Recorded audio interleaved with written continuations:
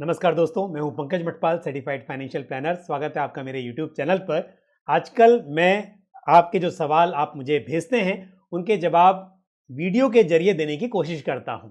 और आप क्योंकि काफ़ी सवाल पोस्ट कर रहे हैं, इसलिए मैं धीरे-धीरे करके आप सभी को उत्तर देने की कोशिश करता हूं। यदि कोई सवाल रह जाए, तो आप उसे दोबारा पोस्ट कर सकते हैं, ताकि नए वीडियो के सामने मुझे वो दिखाई दे और मैं उसे आसानी से ले सकूं। तो लेते हैं आज का पहला सवाल, जो पूछा है कुलदीप जी ने। कुलदीप जी का सवाल है कि उन्होंने कुछ फंड्स में इन्वेस्ट किया हुआ है, वो एसआईपी कर रहे हैं और ये स्कीम्स हैं SBI small cap fund, SBI focus equity fund, PGIM mid cap fund, PGIM flexi cap fund और साथ ही Canara Robeco blue chip equity fund, quant active fund, ICICI technology fund, Tata digital India fund. इस तरह से कुछ funds में invest किया हुआ है, यानी बहुत सारे फंड हैं। निप्पॉन फार्मा फंड भी है, HDFC banking and financial services भी इनके पोर्टफोलियो में है। आदित्य बिरला सन लाइफ मल्टी कैप फंड में भी कुलदीप जी ने इन्वेस्ट किया हुआ है और इनका इन्वेस्टमेंट होराइजन 20-25 ईयर्स का है। कुलदीप जी, हालांकि स्कीम तो आपके पोर्टफोलियो में सभी अच्छी हैं, लेकिन एक तो आपने बहुत सारी स्कीम्स में इन्वेस्टमेंट किया हुआ है। तो मेरी सलाह यह है कि आप अपने पोर्टफोलियो को थोड़ा कंसोलिडेट कीजिए, यानी कि आप सीमित नंबर्स के साथ स्कीम्स में एसआईपी कीजिए।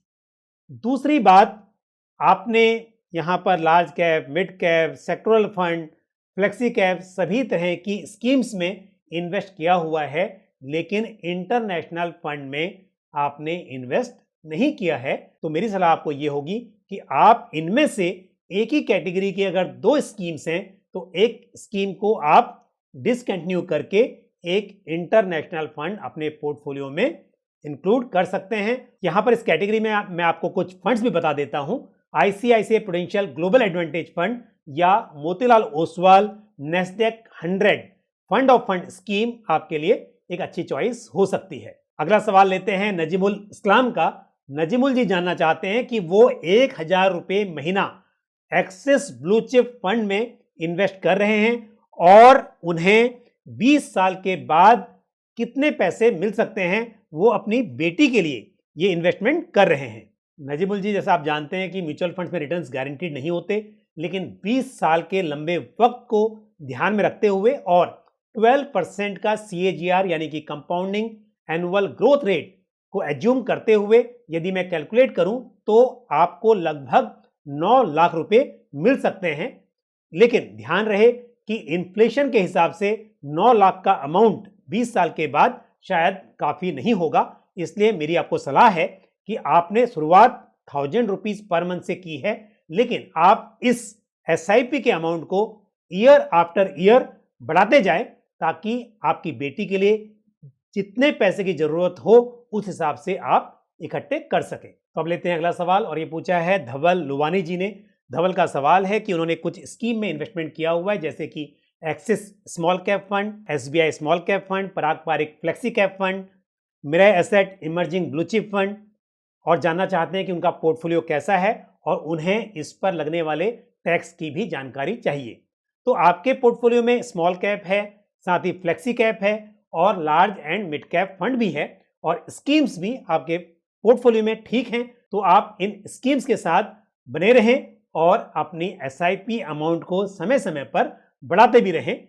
और दूसरा जो सवाल आपने पूछा है कि इस पर टैक्स किस तरह लगेगा, धवल, आपने सभी इक्विटी स्कीम्स में इन्वेस्टमेंट किया हुआ है और इक्विटी स्कीम्स में 1 साल से अधिक का होल्डिंग पीरियड लॉन्ग टर्म कहलाता है। यानी कि यदि आप अपने स्कीम्स को रिडीम करते हैं, तो ऐसे में लंबे वक्त में यानी कि 1 साल के बाद यदि रिडीम करते हैं, तो वहां पर 1 लाख तक का जो कैपिटल गेन होगा उस पर कोई टैक्स नहीं लगेगा, लेकिन 1 लाख से अधिक का जो भी कैपिटल गेन होगा उसके ऊपर 10.40% का नेट यानी कि टैक्स, और उसके साथ हेल्थ एंड एजुकेशन सेस को पकड़कर नेट 10.40% के हिसाब से टैक्स पे करना होगा। तो आगे बढ़ते हैं और आज का अगला सवाल लेते हैं निरंजना वर्मा का। निरंजना ने सवाल पूछा है कि उन्हें 1 साल और 3 साल के नजरिए से SIP करनी है। यदि आप 1 साल के नजरिए से SIP कर रही हैं तो यहां पर मेरी सलाह होगी कि आप डेट फंड में SIP करें, आप इक्विटी में इन्वेस्ट ना करें। और क्योंकि डेट फंड्स में भी बहुत सारी कैटेगरीज होती हैं, तो ऐसे में मेरी सलाह होगी कि आप एक शॉर्ट ड्यूरेशन फंड में SIP करें। और यदि मैं कुछ स्कीम्स के नाम बताऊं तो यहां पर ICICI prudential short term fund और Kotak bond fund short term, ये 2 फंड्स शायद अच्छे रहेंगे। और 3 साल के नजरिए से मेरी राय है कि आप बैलेंस एडवांटेज फंड में SIP करें, जैसे कि ICICI prudential balance advantage fund या आदित्य बिरला सन लाइफ बैलेंस एडवांटेज फंड, ये शायद सही चॉइस होगी। तो चलिए आगे बढ़ाते हैं इस सवाल जवाब के सिलसिले को।